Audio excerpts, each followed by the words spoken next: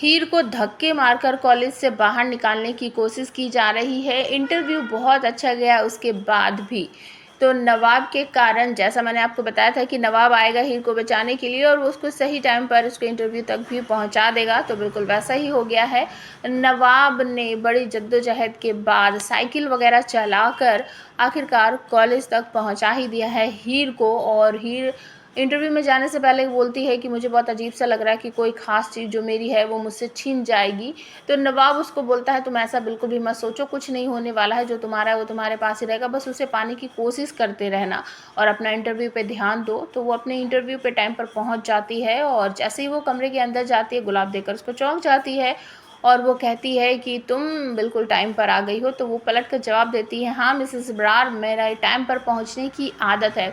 Interview start हो जाता है। हीर काफ़ी क्वेश्चन के आंसर बिल्कुल सही सही देती है और नवाब जो है वो सोच रहा है कि पता नहीं हीर ने तैयारी की है या नहीं की है, पता नहीं वो क्वेश्चन के आंसर दे रही है या नहीं दे रही है। एक रूम में कोयल, बुजो और नवाब यही बात कर रहे हैं। तो एक आइडिया सुझाती है कोयल कि यहाँ एक प्रोजेक्टर रखा है और जो टीम बैठी है उनके पीछे एक बोर्ड लगा है, तो जो भी वो क्वेश्चन वहाँ पर पूछेंगे ना उसका हमें यहाँ पर सुनाई देगा और हम उसका आंसर सर्च करके गूगल से उस बोर्ड पर बता देंगे। तो हीर उसे देख लेगी क्योंकि उसका फेस उसी तरफ है और वो आंसर सही दे देगी। ये उनकी छोटी सी प्लानिंग है जो कि बहुत भारी पड़ने वाली है हीर पर। तो हीर सारे क्वेश्चन के आंसर काफ़ी अच्छे दे रही है, लेकिन वो बोर्ड की तरफ नहीं देख रही है, जो उसने पढ़ा है बस वो वही आंसर देती जा रही है।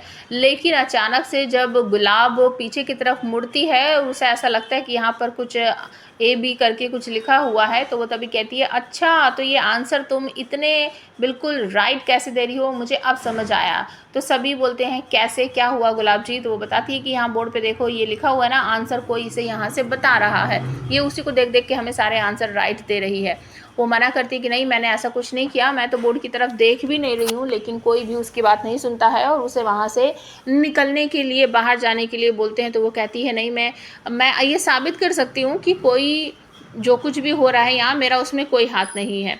तो वो बोलते हैं कि कैसे करोगी साबित? तो वो कहते हैं आइए मेरे साथ। तो जैसे ही वो लोग वहाँ से जाते हैं बाहर उस कमरे की तरफ जहाँ वो प्रोजेक्टर रखा है, तो वहाँ पर नवाब रहता है। वो नवाब बस उस प्रोजेक्टर को हाथ में उठाकर जाने ही वाला होता है, तभी हीर वहाँ पर आ जाती है। गुलाब अपने बेटे नवाब को देखकर चौंक जाती है कि हीर की मदद नवाब कर रहा है, या यहाँ पर नवाब पकड़ा जाएगा या फिर गुलाब अपने बेटे नवाब को बचाने के लिए हीर को ही फंसा देगी। कमेंट करके ज़रूर बताना।